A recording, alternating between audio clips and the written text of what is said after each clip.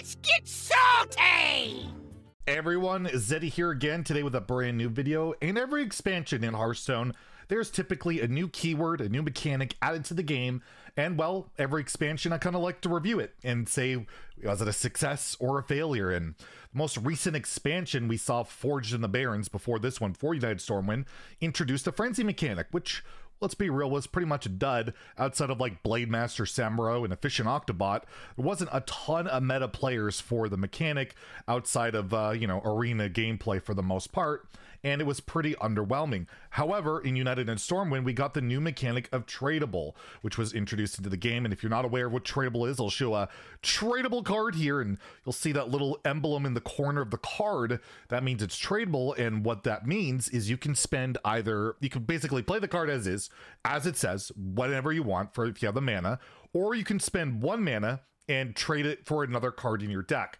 So basically draws a card out of your deck, it swaps it for 1 mana. It gives you some flexibility if you're, looking for a better situation, a better card. And overall, has this mechanic worked out? Has it been good for the game, bad for the game? Do people like it? Has it really seen meta play? Well, what better way to figure that out than take a look at HS Replay and see how popular the cards are. So using HS Replay here, we can take a look and see what percentage of cards are in deck for the different tradable cards and, well, appropriate win rates. And remember when we looked at Frenzy for the last expansion, basically everything win rate wise was in the red. Pretty much everything, I think, outside of Octobot and Samuro. And well, you can see here, there is a good amount of tradable play. The most popular tradable card being Fire Sale, in particular Spell Mage, which is one of the most popular decks out there, or sorry, Quest Mage, and is a very good deck, with the least popular being City Tax, which is a 2-mana spell for Paladin, and basically it's kind of a control-y card, and Paladin doesn't really have a control-y deck, but you can see a lot of cards have seen a good amount of play. 10% of decks, we see this. We see Persistent Peddler in 8% of Demon Hunter decks. This he's played Death Rattle Demon Hunter, as well as basically Quest Demon Hunter. We've seen it in the new Weapon Demon Hunter. It's such a valuable card, and not even so much for the summoning of the Persistent Peddler. Only Death Rattle Demon Hunter cares about that. It's been mostly the cycle mechanic, which we'll talk about, which has been one of the big things that I think, at least myself, I didn't think a lot of going into the expansion that's just been so powerful. XI Extortion has been very popular in the Quest Rogue deck as well. Rustrot Viper, this is a great example of how the tradable mechanic has just been an awesome addition, where you can make a tech card good. Like you want to tech, there's a lot of weapons in the meta, but you hate running an Ooze because it's a 2-mana 3/2 or 3-mana 3/4. Well, if you're running against a deck that doesn't run a weapon, you can just trade this away for a better card. And that's just extremely flexible and great. Traveling Merchant is another example of one of these cool tradable cards. It fits into an aggro deck. It's very popular in Shadowform Priest.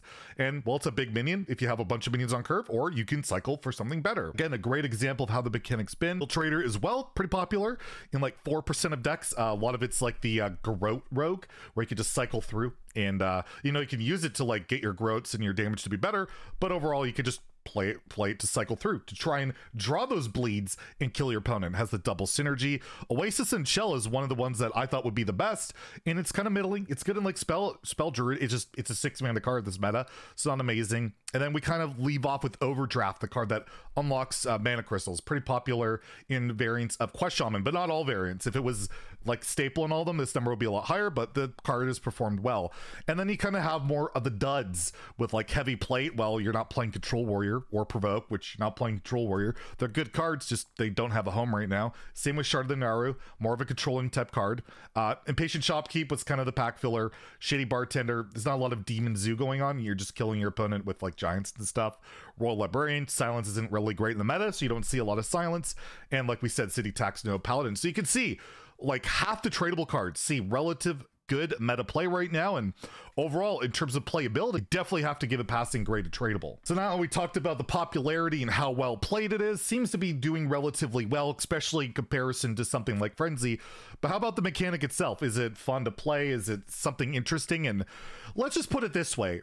people have enjoyed Tradable enough that I've seen, I don't know how many comments, and this was even before the expansion came out, and this has only gotten more popular, that people would love to see the mechanic be evergreen, something like Rush, after like Rush was introduced, or Discover, that they kept reoccurring, it kept coming back because people like it so much.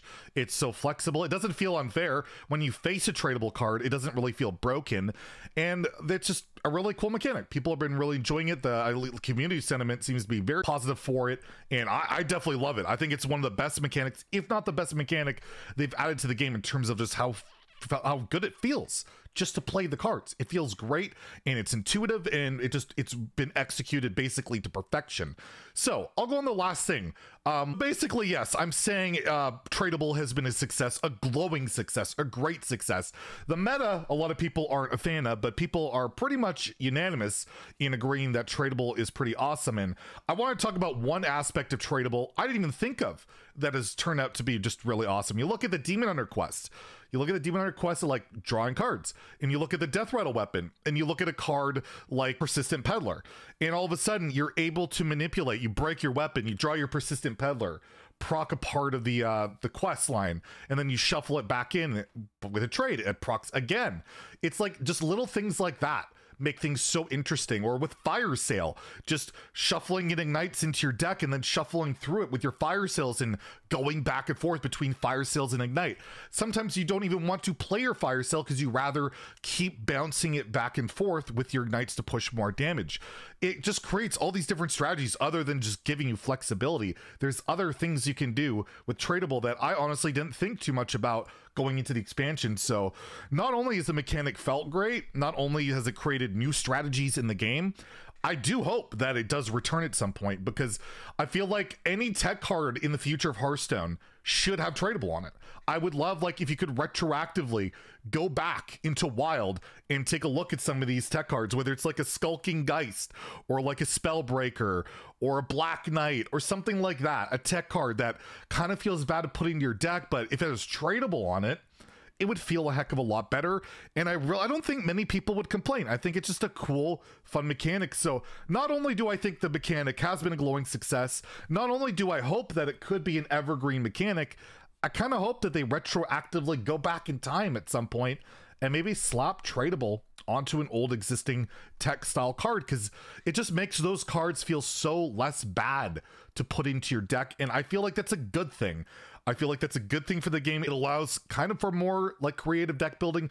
Maybe it would make a Highlander deck a little bit too OP. I don't know, but I'll throw that out there. I'll throw that thought out there for you guys, what you would think about retroactively adding Tradable to old tech cards. Basically just tech cards, because I only just want to add it to powerful cards, making them even more absurd. So all that. But overall, I think Tradable has been great. I think it's an awesome mechanic, one of the best they have added in recent times, and for sure. Let me know in the comments below, though. Do you feel the same way? Do you enjoy Tradable? Do you dislike it? What do you think the cons are to it? I would love to hear your guys' take on it. If you enjoyed the video, please like and subscribe. Have a great day, and stay salty, my friends.